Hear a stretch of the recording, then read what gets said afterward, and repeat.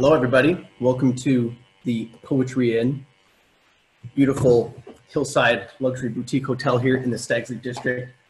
I'm Jason Lede, and welcome to Lady Family Live, episode number 4. We are, we're at the Poetry Inn tonight, which is a very exciting place. I've spent a few nights here over the years, and always just felt amazing. You know, as soon as you walk in the door, it's just super relaxing and you have this incredible view. I will share the view periodically throughout the night. It's unfortunate that when I have the view and you can't see me, it makes me dark and you can't see. So we'll go back and forth, but I'm coming to you live from the living room here in the Poetry Inn. And excited about tonight. This is our poetry focused episode, although I am having a little Sauvignon Blanc, so hopefully everybody at home is enjoying wine with us, and if you are, please let us know in the chat if there is anything special you're opening, if you're opening poetry, or if you're enjoying Sauvignon Blanc or anything from Fell Wines. Definitely let us know what you're enjoying. Just to give you the rundown for tonight, we are going to first start with talking a little bit about the Poetry Inn. I know I mentioned a few things, but go a little bit more in depth with that. I'm going to show you guys a room here, which is a wonderful room, one of my favorites. And then we'll move into bringing my dad on. So for those of you who don't know who I am, I'm Jason Lede, and Cliff Lede is my father. He's the founder of Cliff Lede Vineyards and the Poetry Inn. So he'll be joining us around 10 after or so, where we'll talk about the 2005 poetry. So we'll taste that wine tonight. Then we'll have our Director of Vineyard Operations, Allison Wilson, will join. And she will go more in depth with the vineyard. So we're specifically talking about poetry, which is our 20-acre hillside vineyard. So she's going to tell us what makes that place so special. And then following that, we'll have Chris Tynan, our winemaker for Cliff Lede Vineyards, join us. And he will be talking about the 2012 vintage, which was his first vintage as the head winemaker for Cliff Lede. And then we'll talk about 2016, which is our most recent release. And a near perfect wine, a perfect wine in my eyes, but we'll talk a little bit about that as well. And then we'll end with a little Q&A. So before we get into the Poetry Inn introduction, just a couple housekeeping items. The next webinar that we'll do will be on June 11th, and we will be covering what we are calling our summer series. So each month of June, July, August, the summer months, we're going to be featuring a number of wines that you'll be able to find on our website. And so you'll be able to taste along with us with the wines that we are featuring. We know that that's something you like to do, and we apologize if you tried to acquire specific wines for this webinar. It's logistically challenging sometimes, and just know that we're really trying to do our best to bring you guys a really fun experience. So moving forward, summer series, June 11th, that'll be the first one, and then we'll also have some other fun webinars near the end of the month. Other than that, what else do we got to cover? I think that's mainly the most important stuff. So why don't we talk a little bit about the Poetry Inn? For those of you who maybe have stayed here before, you know how wonderful this place is. If you haven't, this is a gated property. It's up a private driveway, and it's literally right at the edge of the Silverado Trail and the Yountville Crossroads. So it's a tiny little driveway. You come up here, private, and it's only 5 bedrooms. So very small, very intimate and quaint. My favorite fact about the Poetry Inn is no room shares a wall. So even though there are 5 rooms, you don't really hear anybody else here because all the rooms are so separated on different levels and far from each other, and they don't really, the walls don't share. So that's a big deal for me. I like my privacy. Each room has a balcony that you can have your breakfast out on. That is right, we are bed and breakfast, so we have in-house chefs that cook these wonderful breakfasts every morning, this selection of items, and it's something where sometimes I just want to come up here and have breakfast, even if I'm not staying the night. It's really top notch. So, of course, 5 bedrooms. Every bedroom has a fireplace, wood burning fireplace, open air showers. It's just one of the most incredible places you've ever seen. And of course, that view. The view is really what sells this. So why don't we go and check out a room, and I can kind of show you guys what we're working with here. So give me a minute as I try to move from this base here. But this is what we call the living room, which is more or less the common area. I was just out here on the balcony, which is another place you can enjoy your breakfast. And again, just that stunning view of the Napa Valley. Cliff Lede Vineyards is just down We can't really see it from that view, but I'll try to point it out later. See how dark I get when I try to show the view? That's why we had to do it this way. But stepping into the Emily Dickinson room. This is one of our smaller rooms in the inn, but again, one of my favorites because it is very, it's just the way the setup and the layout is really, really awesome. So you step in, you know, there's the bed, and look what that bed looks out to. Just an incredible view over the valley. You know, you have your Cliff Lede Sauvignon Blanc waiting for you upon arrival. You know, we can work on getting you some fell wines too if you want to start with those, but the bed basically looks right over the valley. And as we move throughout the room, I got to show off the bathroom. Everybody likes a big bathroom, right? So here's the vanity area with dual vanities. Wonderful if you you know, have a partner that likes to hog the sink, which I do, but you know, it is what it is. And the coolest thing about this area here too is there's an opening that goes right over the bed and looks right out at that view. So I know the camera's having a tough time picking it up, but just, you know, you're in here brushing your teeth and you're looking out at that view. It's literally right there. So that's what I love about this room. That view is just maximized from every spot, including, we'll step into the bathroom. So you have a large soaking tub, and then this is the money shot right here. You have a walk-through shower. So you have a shower here, which is, you know, your standard shower, but you can go all the way through and out onto the open-air outdoor shower. So you can have a shower with that view in the open air. I don't know anywhere else you can do something like that. So this is truly a special property. Again, there's, you know, looking back over the bed, out over that view, wood-burning fireplace there. So that's just a quick introduction. I got to say the video doesn't truly sell how great this property is. If you're looking to come to Napa Valley anytime soon, we are taking reservations starting in June. So definitely you can visit poetryinn.com, or you can email us or give us a call. Our innkeepers are some of the warmest and nicest people you'll ever meet. They will help you put together your itinerary if you're coming to the valley and you want to go to, you know, of course you're going to want to go to Cliff Lede Vineyards, but if you want to go to other wineries, we can arrange that too. We can get you into some of the best restaurants in all of Napa Valley as well. So really, it's a full package here. And you know, it doesn't get much better than being right above what we call the Poetry Vineyard, which is a 20-acre vineyard parcel that we have been growing grapes on since we started. And I mean, what else can I say? We're about 500 feet up off the valley floor, just looking down, and it's just incredible. So Poetry Inn, I should mention that if you are a club member or a Platinum Playlist member, you get preferred rates here. So I know that it's definitely a luxury property, and it has that price that comes along with it. But if you are a club member or Platinum Playlist, you do get preferred rates. So definitely take advantage of those. And the last thing I guess I should mention is that other than the Poetry Inn, we also have 2 rental properties, 2 homes, full homes that you can rent out.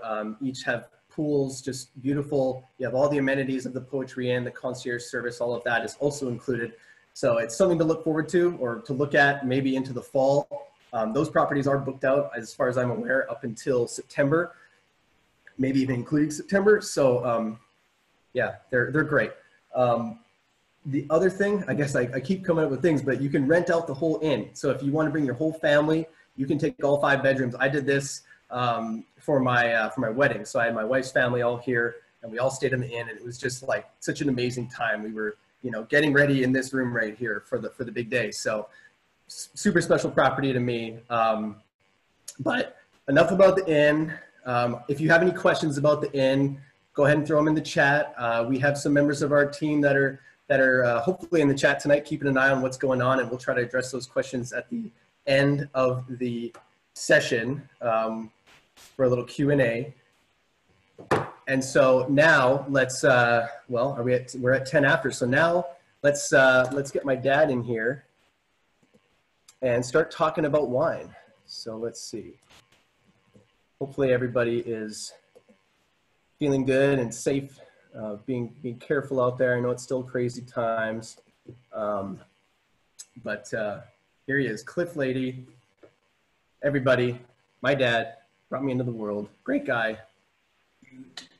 Start video. There he is. So my dad's playing live from his office, which is I can see the building just down in the view there.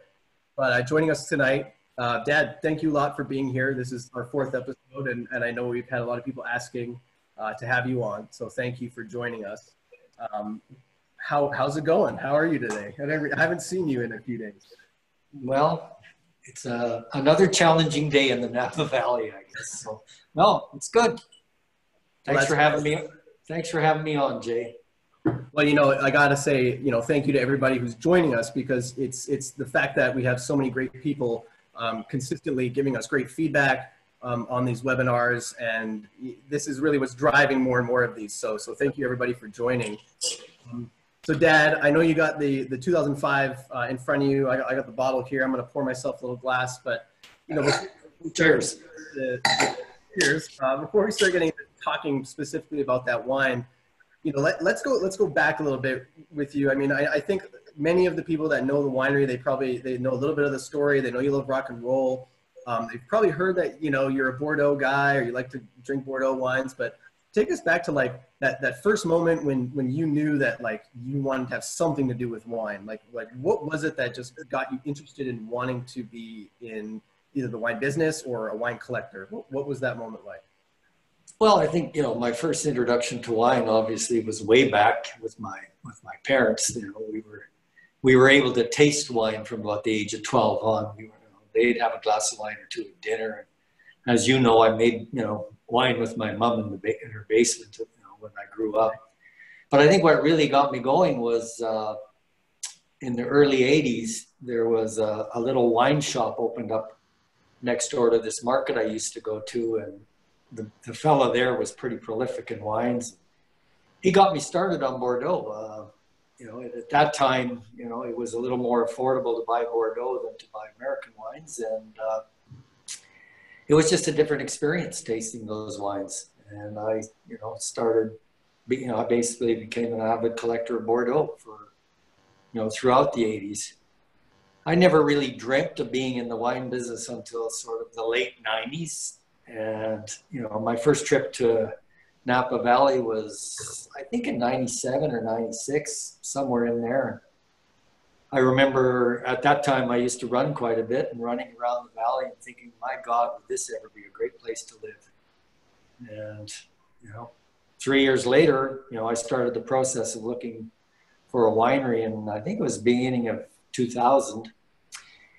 It took quite a while, and in 2001, I was introduced to the Andersons, who had this property in Stag's Leap. And we went back and forth on that deal for quite a while, because anybody that goes back far enough and remembers, there was, quite a bit of sparkling wine that they wanted to include in this.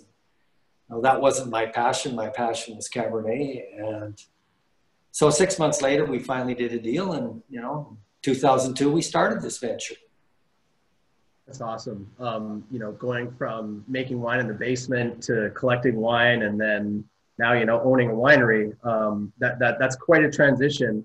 Take me back a little bit. I think I want to make the point for everybody. It can't be, overstated that your local wine professional is a great person to engage with on wine, to help you explore wines. It's always great to support those small businesses, boutique retail, because look at, the inspiration it inspires, or the spark that it provides people with. Had to just make that point, but, you collected Bordeaux. Why was it Napa? What pulled you to Napa? I get, like you were running around, but how come it wasn't Bordeaux? Was it that just like too far away, or why did Napa speak to you more than even maybe the Okanagan Valley in Canada? Like why was it specifically Napa? Well, first off, there's you and your sister. Bordeaux would have been a long ways away to be away from my children. So fair enough. That was probably one of the driving reasons, because at that time in the late 90s, I did love that idea. But as I've always said to people, if you grew great Cabernet in Alaska, I wouldn't be in the wine business. It was also the climate. This is a pretty wonderful place to live, and so I came to Napa and full time in 2005. Okay. And I've been welcomed into this community. The people are fantastic. It's just I couldn't think of a better place to live. And I love wine, so it's just a great combination. And obviously the food portion of that as well. I remember the first time you took me out took me to Bouchon for the first time. I was like, I didn't know food existed like that. You know, fine dining certainly thrives here, and then hopefully, you know, get through this tough time. But tell us, so we're talking about poetry. You know, I know that in '02, when you were able to acquire the S. Anderson property, you know, that was the majority of the Valley Floor property vineyards, but the hillside wasn't necessarily in that deal. So, you know, acquiring the hillside, maybe give us a bit of the background of, you know, I know that, you know, you were introduced through the Andersons to that property, but how did that whole thing go down? Because I mean, this is truly like the crown jewel of the vineyards. Well, it was owned by a fellow named Richard Chambers, and he developed that vineyard. I think he started, you know, in the 70s. And the Andersons had a great purchase agreement with him that was actually running out.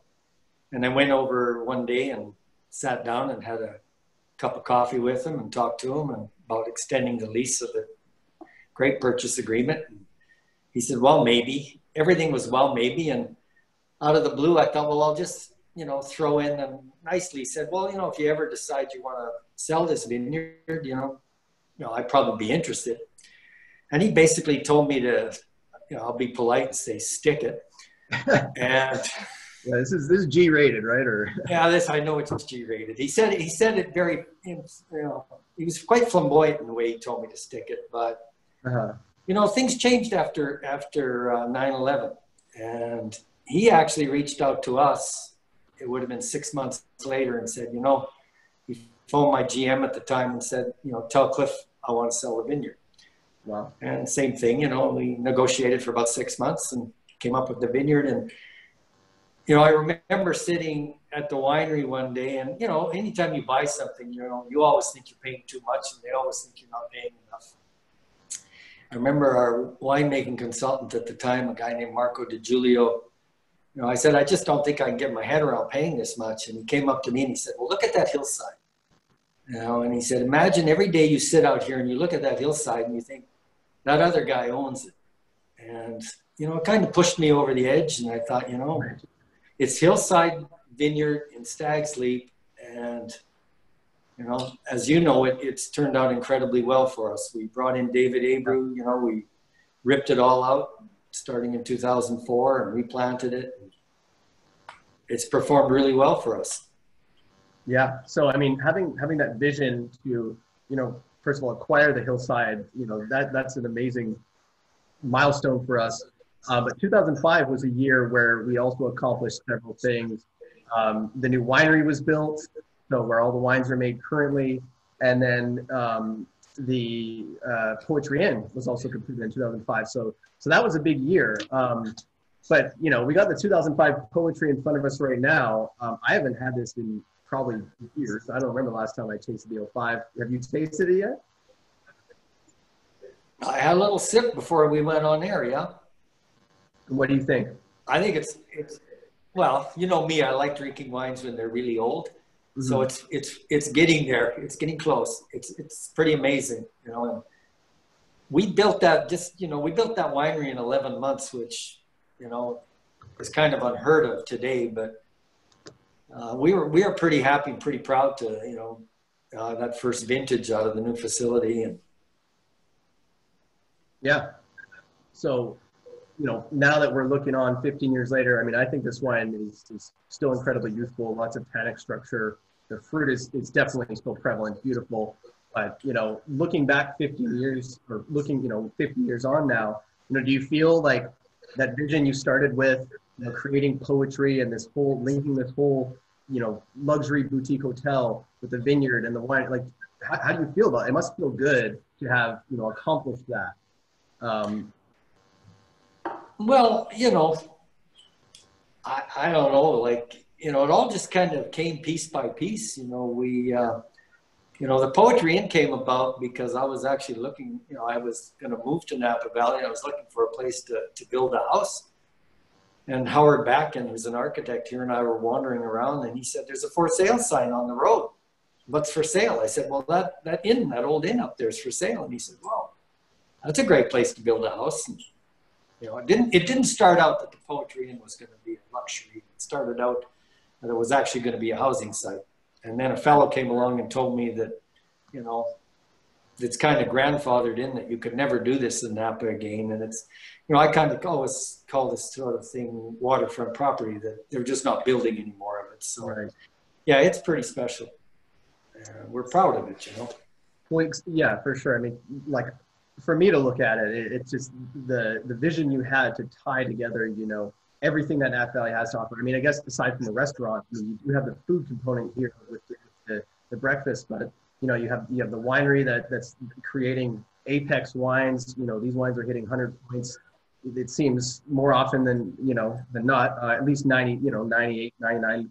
It's really incredible. And then just, you know, the inn, I mean, this place being 15 years old, it still feels brand new. It still feels as relaxing as it's ever been. So maybe, you know, the last question I'll touch on with you before letting you go is, you know, poetry. So where did that name come from? Like, how did you come up with poetry to kind of be the brand that brings together what I'm talking about, the apex wine, the apex accommodations, just the best of the best? Like, how did poetry come along? Well, I always believed that your flagship wine should have its own name. As you know, most of our wines are Cliff Lede wines, but I always wanted the flagship to have its own name, and we must have searched, I don't know, at least 50 names. And I remember sitting in this office with two of my staff at the time, and I said, well, "What about poetry?" And they looked at me and said, "Poetry." I said, "Yeah, that big sign, you know, when you drive into Napa." Right, you know? and the wine is bottled poetry. Yeah, poetry would be a great name. And they laughed at me and said, "Yeah, we're going to get that name." And I said, Right. "Well, we're There's not no going to get chance, it." Yeah. And you know my philosophy: you're not going to get it if you don't try. And that's always been my philosophy. You know, the worst thing that can happen is they say no, and you carry on. And lo and behold, you know, we ran it up this little, you know, website that said, well, nobody's claimed it. And 6 months later, basically we had the name. And, you know, I really, really like that name because, as you know, I'm, you know, into rock and roll. I love my classic rock. And people always say, "Oh, are you into poetry?" And I said, well, there's poetry in rock music. You know, listen to the lyrics. There's poetry in hip hop too, by the way. Yeah, there's poetry in hip hop, all right. There is. Yeah, I can think of some examples. They just have to repeat the same line 55 times. Hey, poetry. All right, well, thanks, Jay. All right, well, thanks for joining, Dad. I know we could spend more time chatting with you, and you know, we hope to bring you back for the Q&A at the end. People, if you have questions, anybody watching have questions for my dad, put them in the chat or in the Q&A, and we'll try to touch on those later. But Dad, thank you very much for joining. Cheers, really appreciate it. And we'll see you in a little bit. All right, thanks. All right. Let's see here. We're on that one. All right, now everybody, we're going to bring in Allison Wilson, who is our... I think we're off now, Chrissy. Oh, hang on, here you go. So Allison is our Director of Vineyard Operations. She knows everything there is to know about the poetry vineyard, the soils, the rootstocks, the vines, everything. So let's bring her on to tell us a little bit more about, you know, the investment we've made in that vineyard, how it's paying off nowadays, and how, you know, we've accelerated the quality of the wines coming from that vineyard. So Allison, welcome to the program. Thank you for joining again. It's always a pleasure to have you on. We see you're in backstage today, which is one of my favorite places to be. For those who haven't been to the winery, this is an art exhibit lounge style area where we host tastings, and definitely come visit us if you're planning to come to Napa this summer, this fall. Make a reservation. It's a great experience. Anyway, Allison, I think you have a little video or some pictures you wanted to share to kind of help us paint the picture of the story of the poetry vineyard. So I'm going to hand it over to you, and you can start telling us all about what makes these wines so wonderful. And maybe I'll just sit here and sip on my poetry while you tell us. All right, I'm gonna. So I like to take a lot of pictures and videos throughout the season. And everyone around, including Chris, has to bear with me. I'm always trying to photograph him. So I'm going to tell you guys about the vineyard while I go through some videos and some pictures. I tried the internet out there and it just didn't work well enough for me to walk out there and show you guys. So this is going to be the next best thing. So we're starting here from the winery. So if you guys have been to the winery, this is where we are, zooming in towards the Poetry Inn in the Poetry Vineyard. So throughout the season, Chris and I walk the vineyard. A lot of the teams with us, the vineyard manager, Beto, Travis, the associate winemaker, and Remy. Unfortunately, right now, we're not all able to walk together all at the same time, but this is Chris walking through one of the older blocks at Poetry. As you can see, all the contours in the elevation changes throughout Poetry. I always say that this vineyard is kind of like 20 vineyards in one, because there's multiple row orientations, there's multiple elevation changes in different soil series. So we kind of start out, we'll start at the bottom. We get kind of this gravelly loam. This is all material that's weathered from rhyolite, volcanic material. As we kind of start to move up the hills, we get more fine loams. So it's soils that are weathered from sandstone, from shale. And then as we get to the very top of the vineyard, we see just rock outcrops. A lot of it is, material that's just weathered from basic igneous rock, if you want to get dorky about your soils, where the water just drains straight through. So we'll kind of get through those pictures. You can enjoy the soils with me.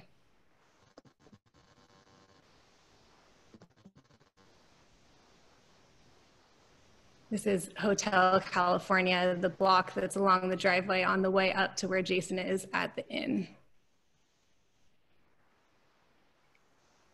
And then I'll kind of take you through a little bit of the different points that we see in the growing season.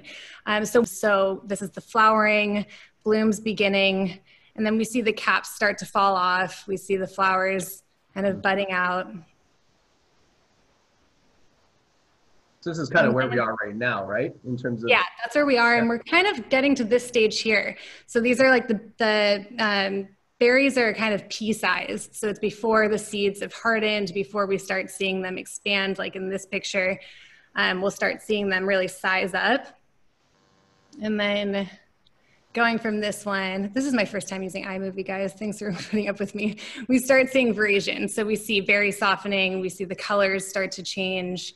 Really the most beautiful time of the year, the veraison. We'll start getting that at the end of July, and then full maturity through the Cabernet Sauvignon that's over there at Poetry. Nice. So throughout the season, as I was saying, great.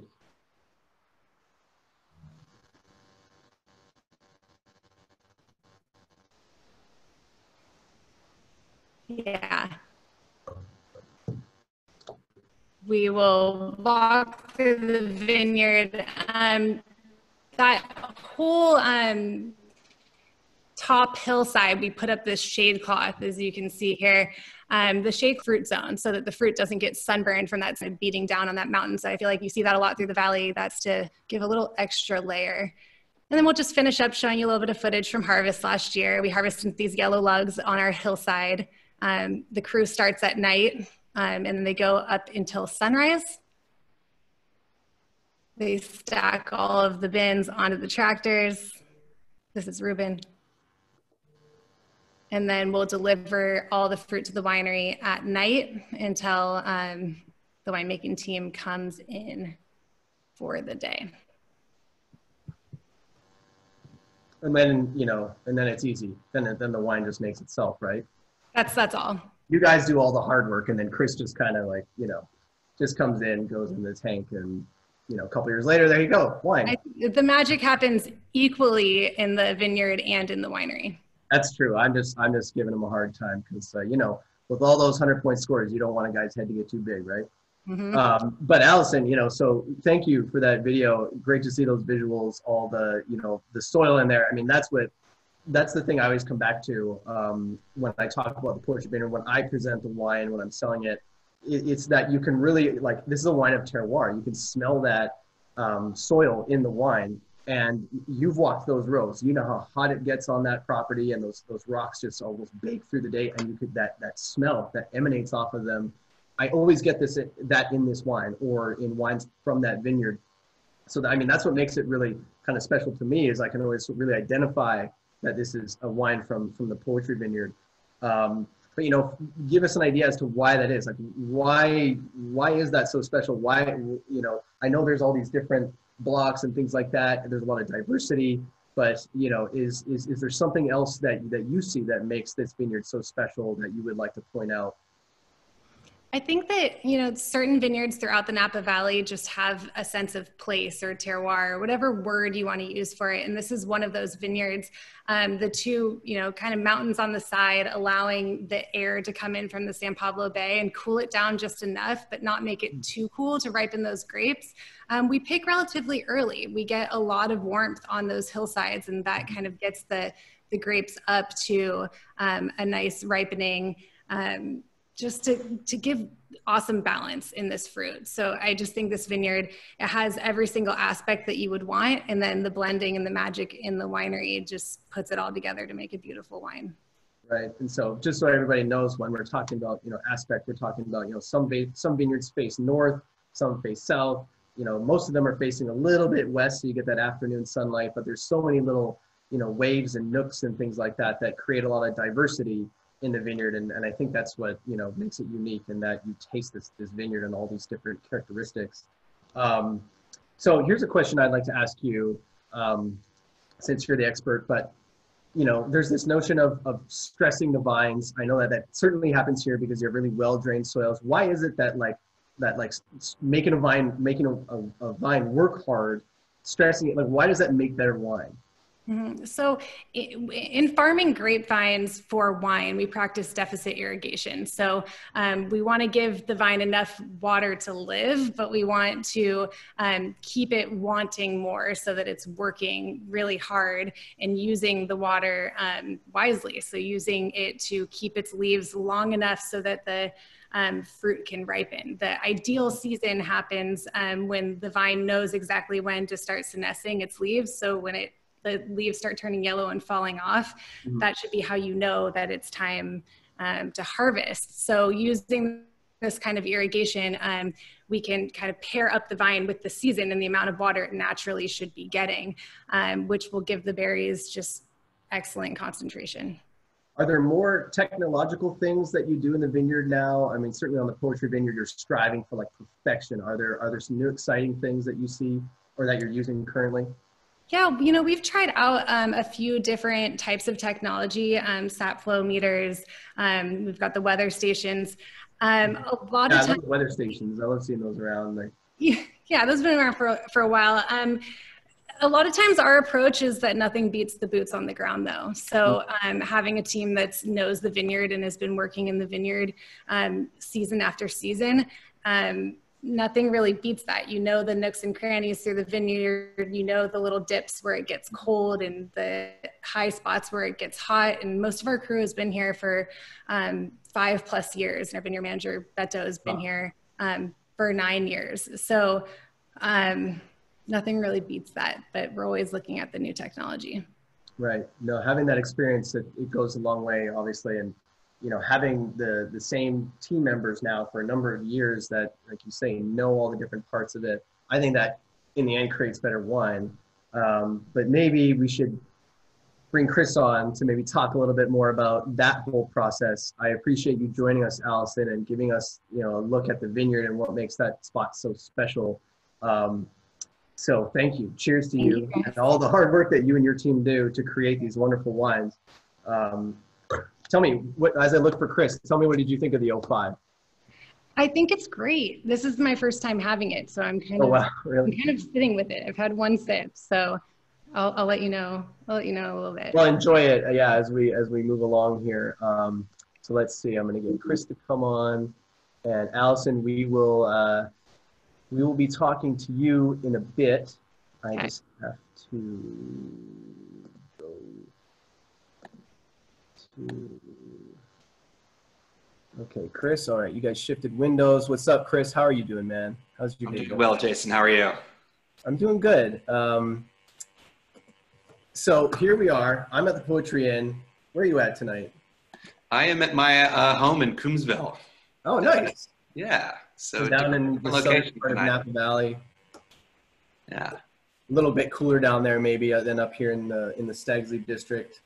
It is a little bit cooler. Yeah, it's nice driving home every day. It's about 5 degrees cooler, so it's nice. Excellent, man.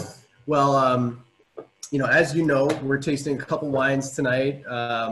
2 wines that you made. We just finished with the 05, which was tasting beautiful. But we're going to fast forward, get to 2012, which for everybody that's paying attention tonight or watching tonight, this is Chris Tynan's first vintage. And I'm going to be honest. I opened this bottle last night because I wanted to have some nice wine. Oh, what's going on here with Allison?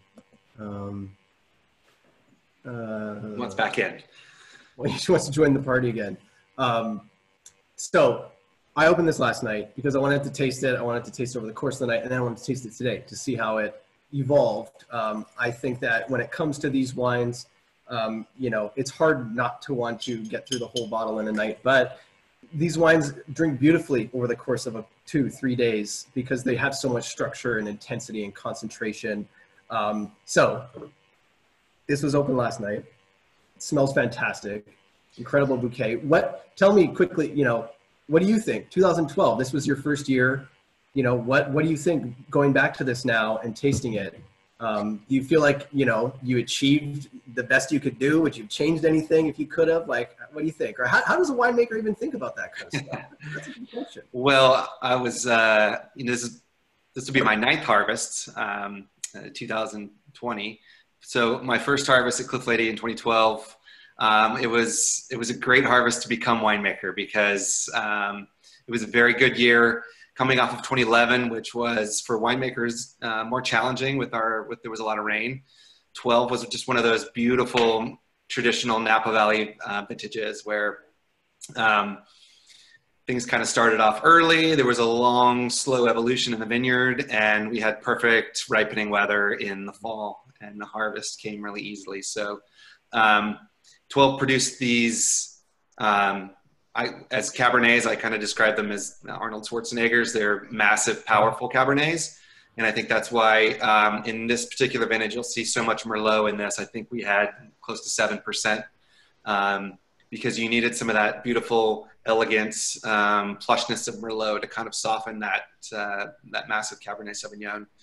And it's a really year that is powerful, but there's also a lot of aromatic seduction in there. There's tons of, it's all black fruit. There's very little red fruit in 2012. And not to be confused with overripe fruit, but just blackberry and cassis and warm figs. And then there's this spice element to the 12 with these exotic spice notes of cardamom and turmeric and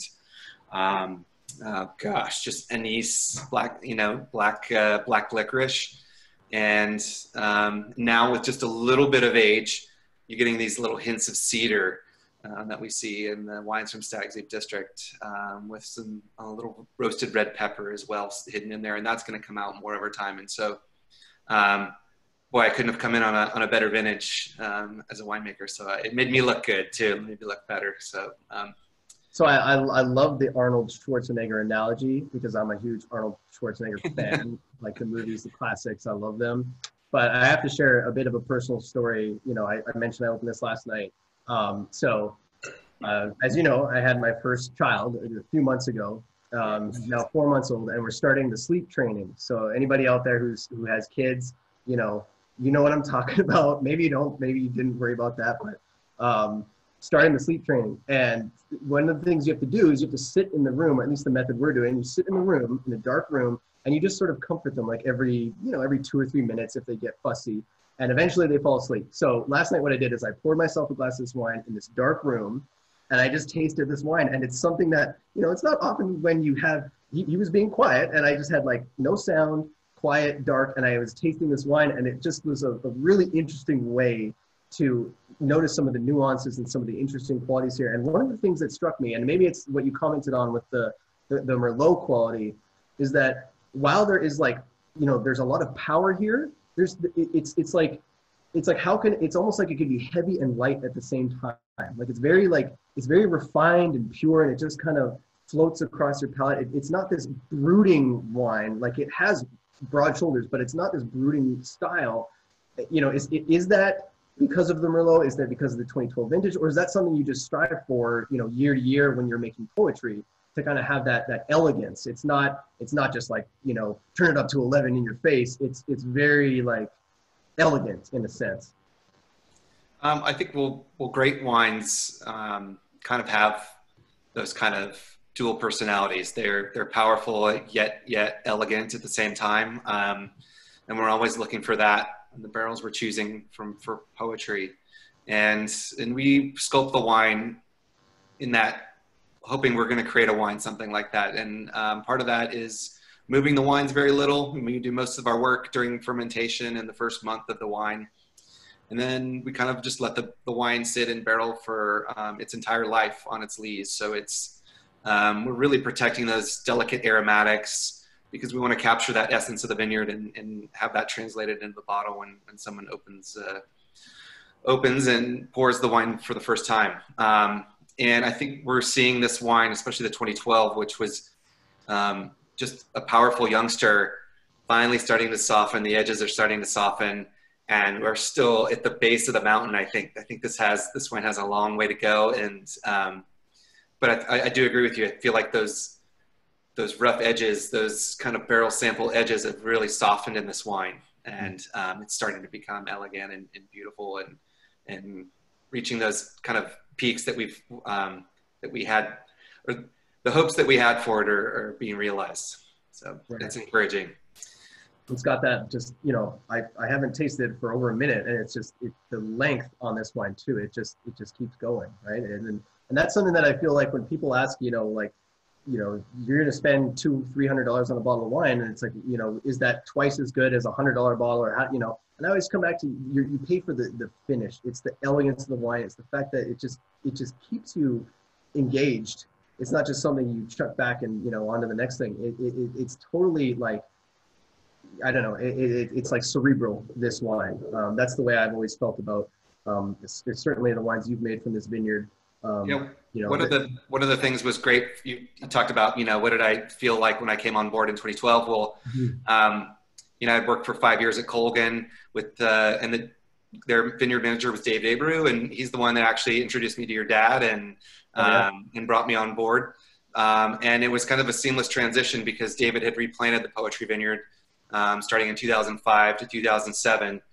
And so in 2012, I'm inheriting these young vines that are between 5 to 7 years old, and immediately was struck with how amazing and complex the wines were already with such young vines.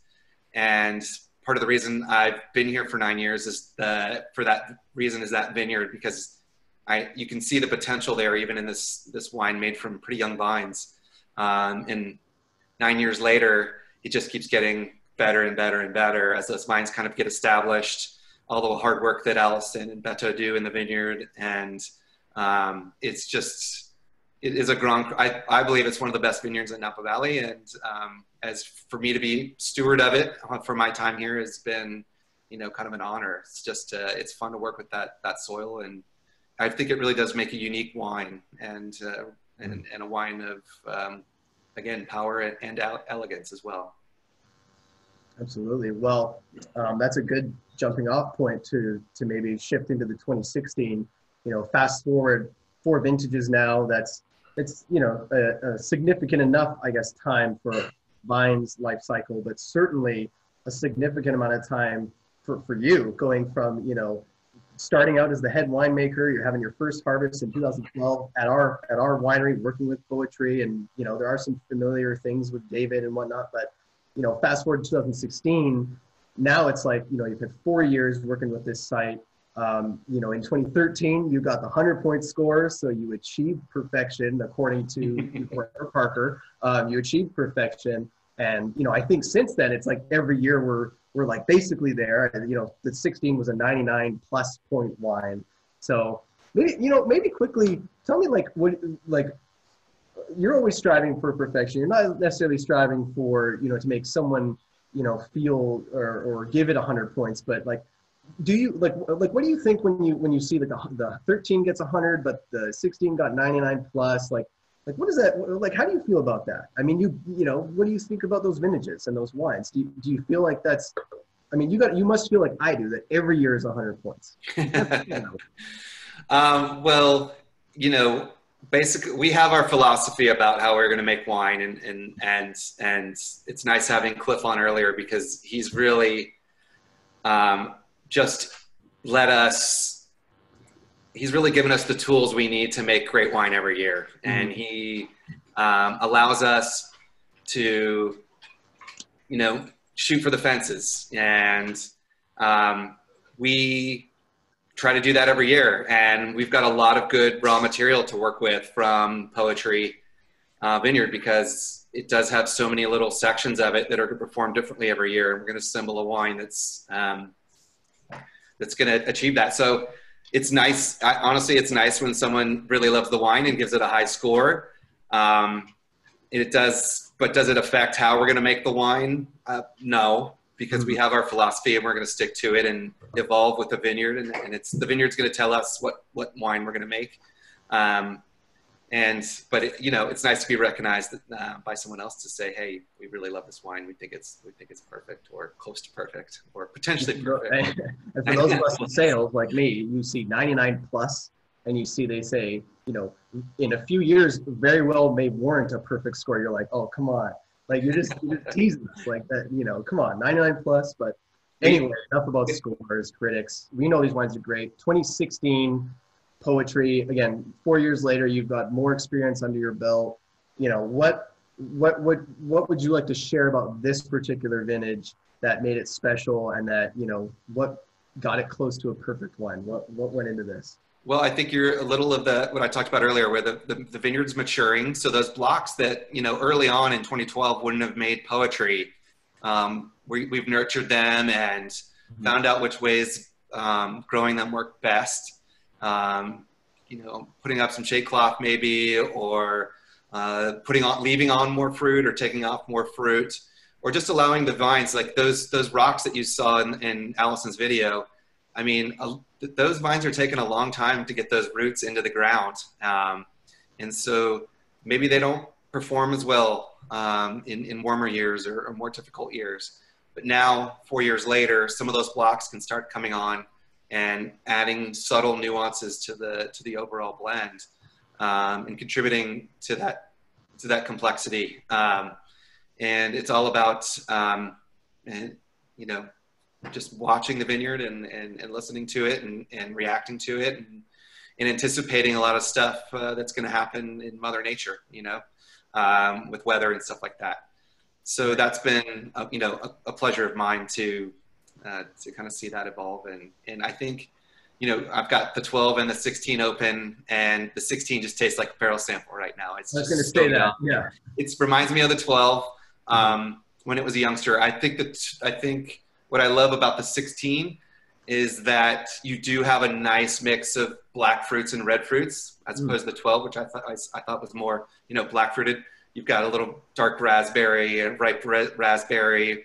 You still have some of those spice notes, but in the 16, you have maybe a little bit of floral character in there as well, with little hints of jasmine, tons of violets, and it's got the potential to be great, and it's got its own, you know, we never try to shoehorn a wine into being something that it's not, and so each vintage is going to have its own character, and we want to accentuate that and elevate it. So I'm one of those types that I mean, you guys all saw, I just literally poured a Coravin sample of this wine, and I'm thoroughly enjoying it. You know, I know that there's a large window in drinking these wines, and you know, what is your advice in terms of, if you are going to enjoy it now, you know, give it an hour or two, or like, what do you think in terms of, you know, if you are going to enjoy 2016 Poetry right now, how would you approach it? Yeah, I think it's, you know, if it's you and your wife and you're going to sit down and have dinner, I think you can kind of pop it and taste it over the course of 2 or 3 hours. Yep. If you're going to serve it with your steak dinner with 5 other people, maybe you want to decant it 3, 4, 5 hours before, so it shows perfectly when you pour it for that course. You know, my advice is always to, you know, buy a case of poetry, so then you can watch it evolve over time and get really good at serving it how you like it and watching it evolve over time. So that way, maybe it is a Thursday night and you're quarantined and you don't feel so bad about going and pulling a bottle, because you know you have 11 more and you can kind of see it evolve and watch it, and put a little note for yourself in the cellar that says don't touch until, you know, 2022 or something like that. Right. So I encourage people to do that. If they can't do 12 bottles, at least do 3 or 6 or something. That's my rule. I mean, you know, you got to be cognizant of people's capabilities, and it's 3 bottles, right? You have 3 bottles, and you can enjoy one, you know, in the next couple of years, and then revisit it a few years later. But you know, obviously, being in sales, hey, if you can get a case, we love you if you can get a case. You got 1 bottle every month. But hey, we're gonna go one more question, touching on poetry, and then we'll bring my dad back in for a little Q&A. So the last thing that I would like to touch on specifically is, you know, we talked about 12, we move into 16 now, tasting, you know, tell us a little bit about 17, 18, 19, you know, what are some of the exciting things that you're looking at with these vintages? The 17, for everybody watching, the 17 will come out in the fall, will be released in the fall. We will likely do a poetry focus or a new release focus to kind of introduce that wine. But 17, 18, 19, Chris, what are you looking at with those vintages? And you know, what are some of the fun things that are going on in the winery for production? And just give us the rundown. Sure.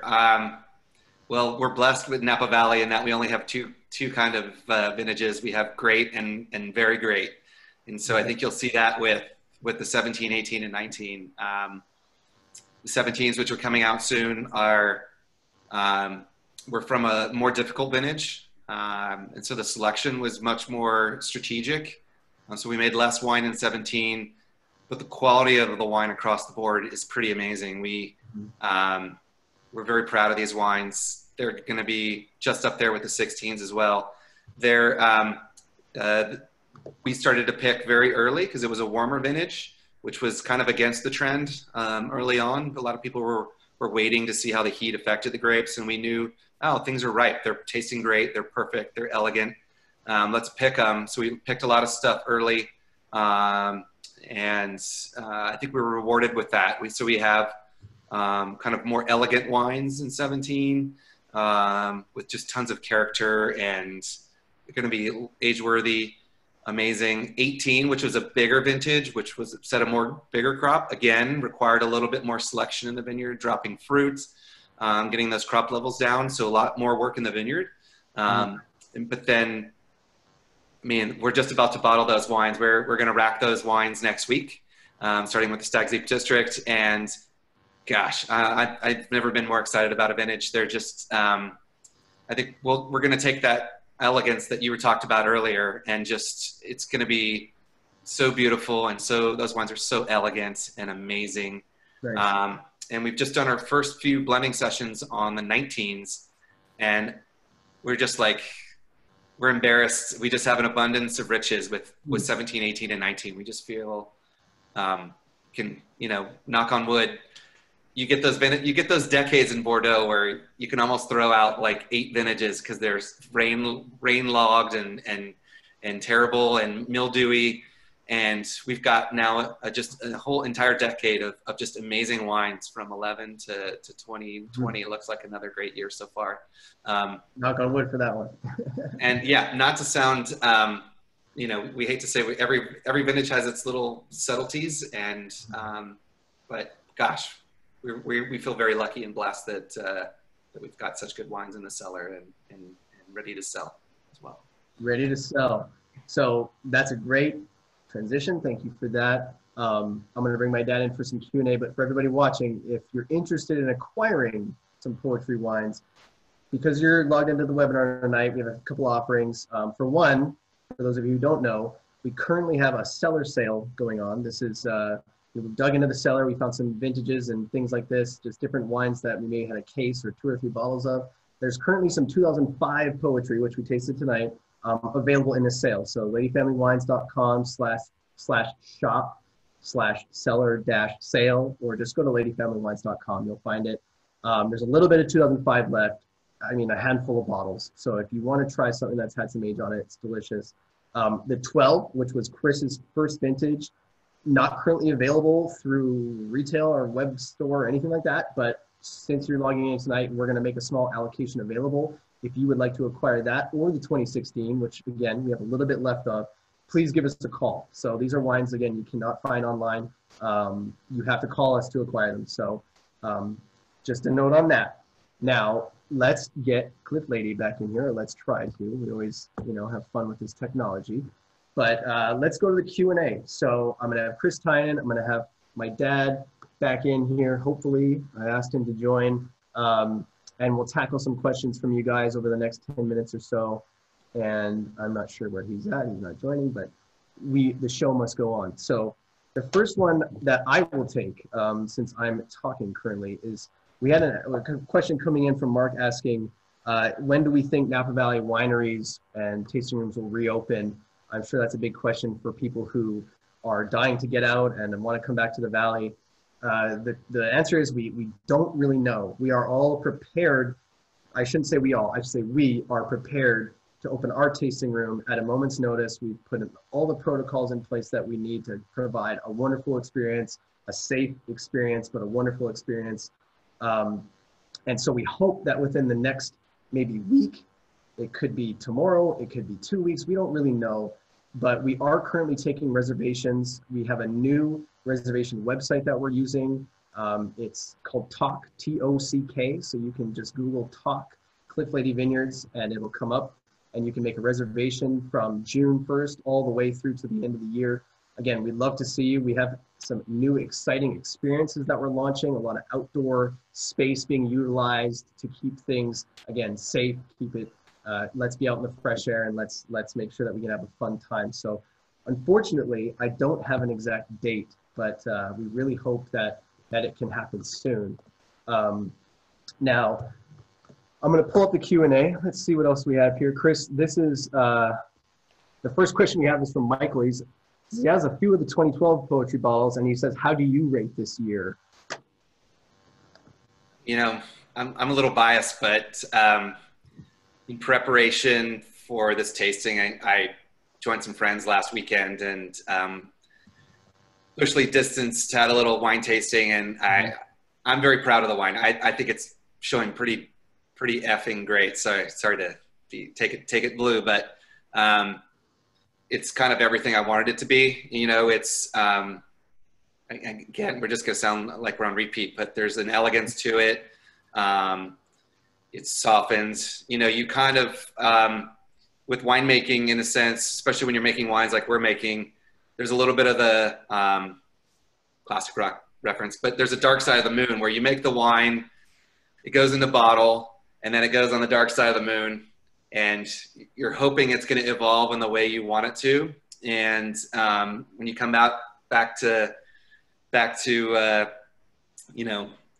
reception, you kind of, when you start opening those bottles and you're like, okay, we got it right. We got that one right. And I think that wine is, I'm very proud of that wine. So if I was somebody at home taking advice from the winemaker, I would put some in the cellar, because I think it's going to be pretty amazing and just starting to strut its stuff. Awesome.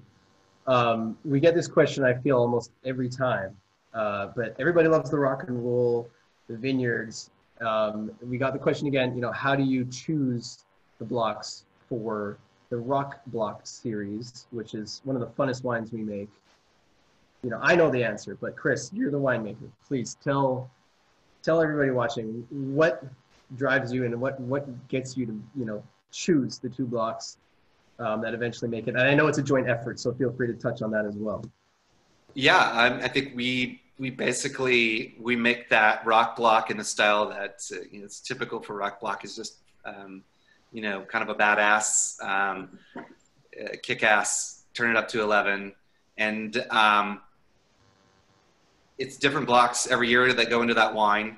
And we give, you know, of the 5 or 6 blocks that go into that wine every year, we give the names to Cliff, and ultimately it's Cliff's decision. He's the master blender for that one, so he gets to choose what the name is. Is that what you were getting at? Yeah, exactly. So it's you know, you basically taste through, you give options, and then he comes up with, well, I kind of like the way these work together. And so that's what I mean by, you know, it's being kind of a team effort and it comes together. I'm texting him right now. He's working on getting back on. You know, this is the nature of these Zoom calls, and I hope everybody understands that you know, trying to make this webinar happen from the poetry, and I tried like 3 different devices to have the right lighting and the right technology. It's I hope that you're enjoying it, because we do put a lot of effort into trying to keep everybody entertained, and we do appreciate you logging in. So let's see, I'm going back to the questions. Which vintage of poetry is drinking best right now? That is a tough question. You know, I'll say that I don't think I drink enough poetry, and you know, I got 3 vintages open in front of me. This is a rare thing.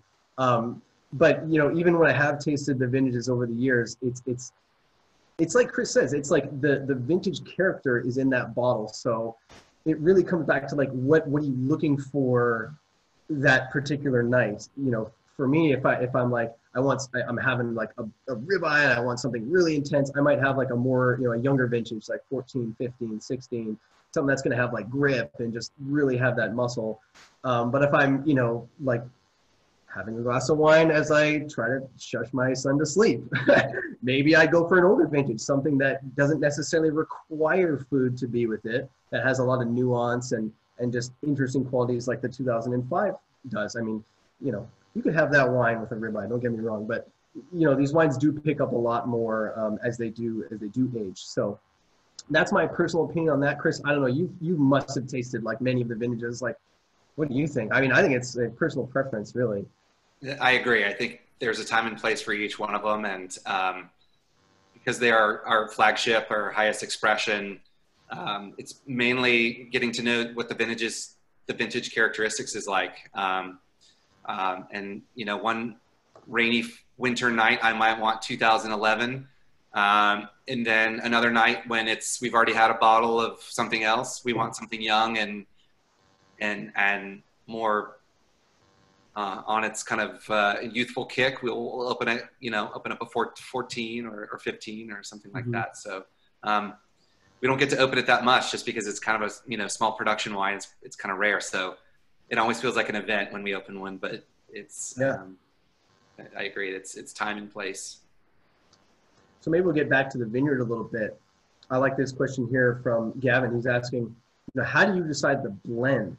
And I guess I want to extend that question a little bit and say, you know the vineyard now, you've been here for a number of vintages, like you probably have your favorite blocks, but when it comes to putting the blend together, you guys are at the blending table, you know, do those blocks, are there blocks that make it to the final cut every time?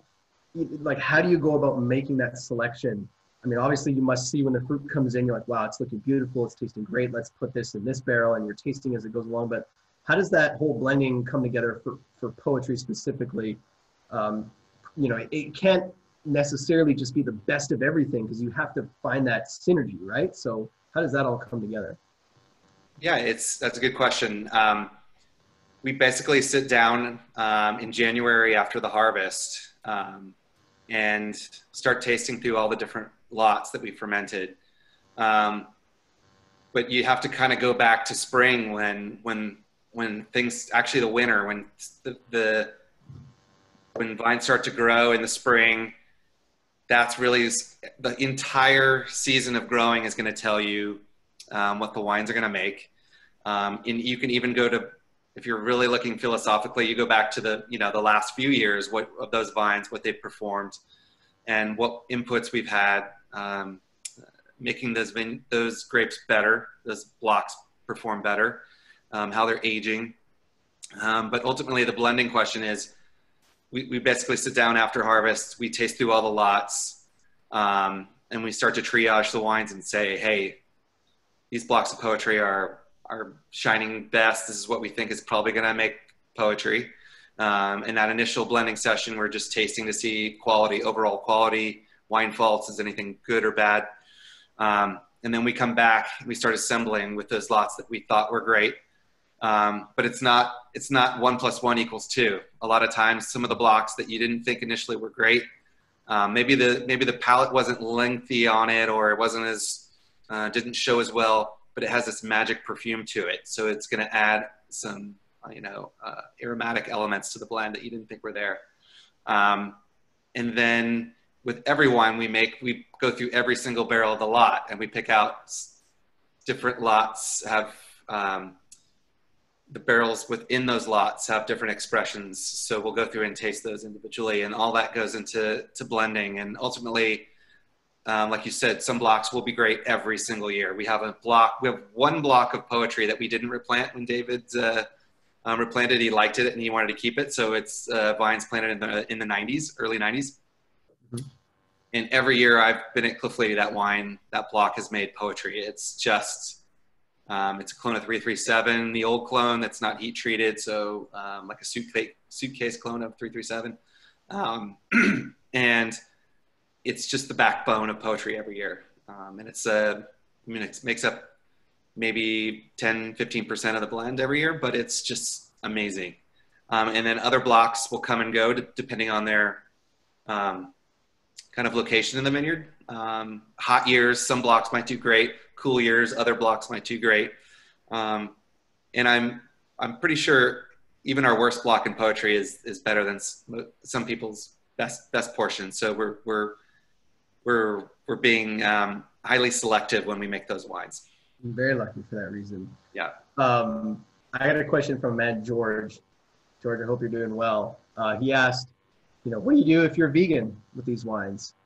And I have to say, marinated portobello mushroom, you get that meatiness from the portobello. You can throw some flavors into that mushroom, some umami flavors if you want to use things like soy sauce, things like that.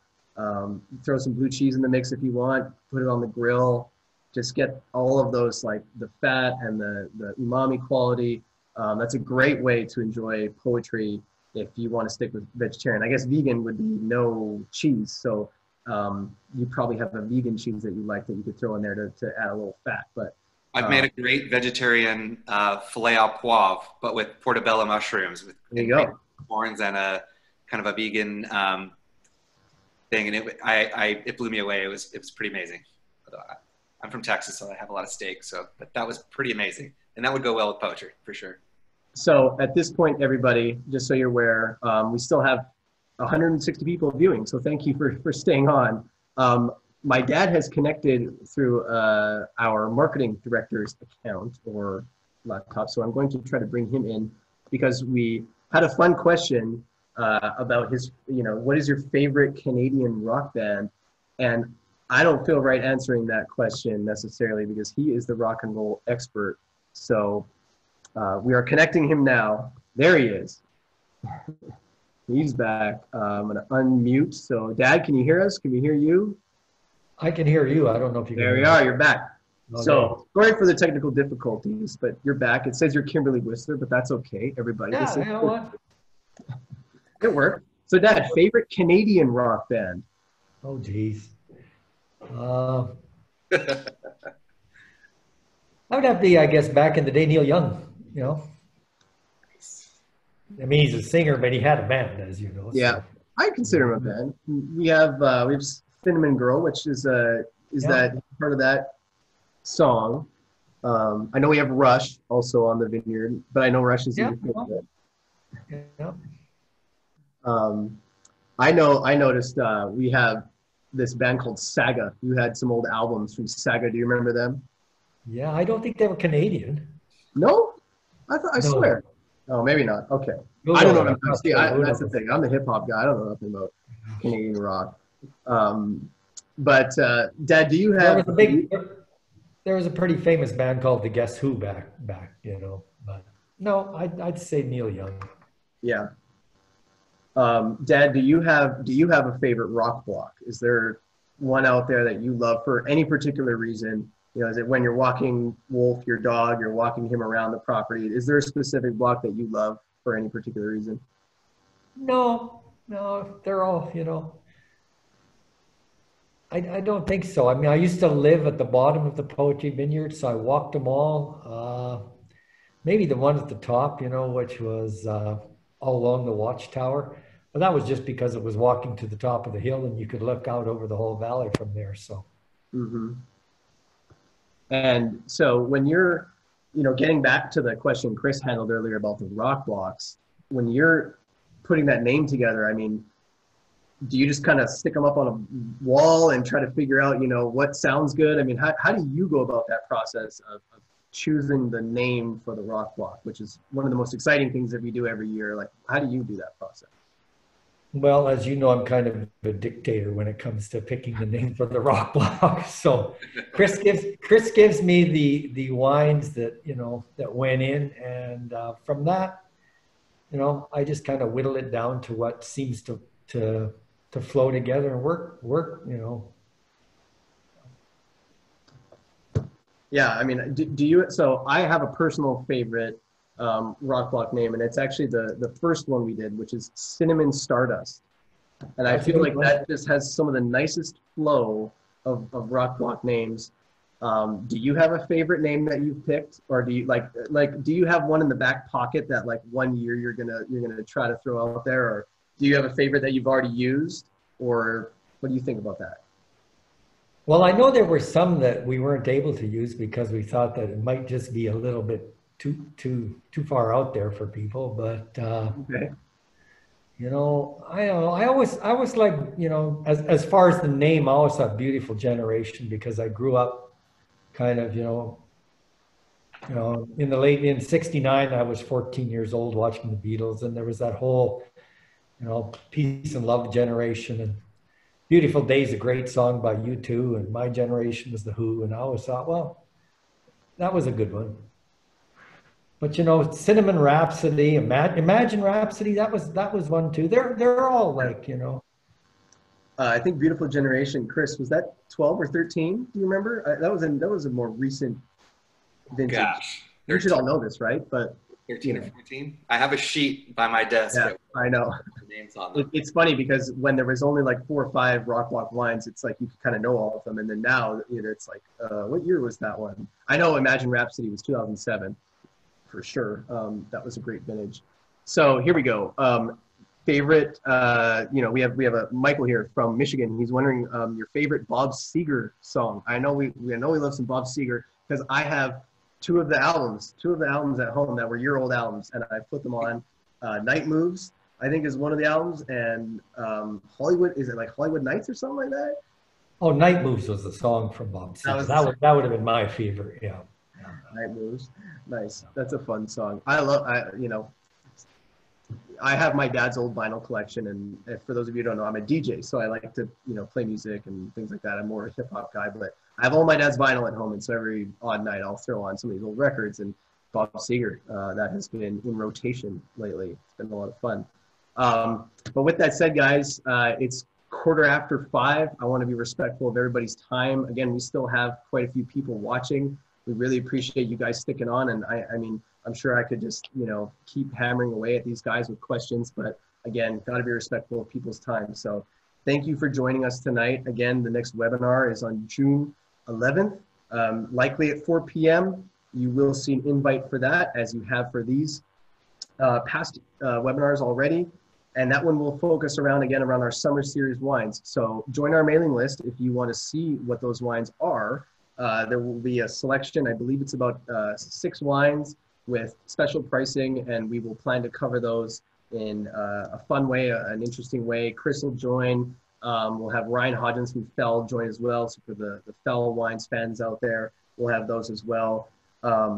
So we appreciate you guys joining. Again, if you want to head out to Napa anytime soon, you can make reservations on our Talk page, Cliff Lede Vineyards on Talk, and you can come and see us. Again, safe, awesome, wonderful experiences being put together for you guys, and we can't wait to have you back.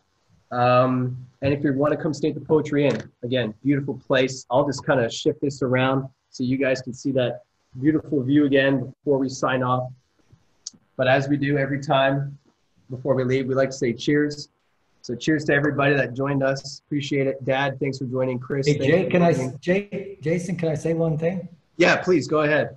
Yeah, I just like, for those people that are on that are supporting us, I'd just like to thank them, as they know these are challenging times for everyone in most every business, and it's challenging for us in the wine business. And, you know, it means a lot to all of us to have their support, and just want to thank them. All right. So thanks for having me on, Jay. That's fantastic, Dad. I really appreciate that. That's awesome. And again, everybody, thank you so much for joining. We'll see you on June 11th.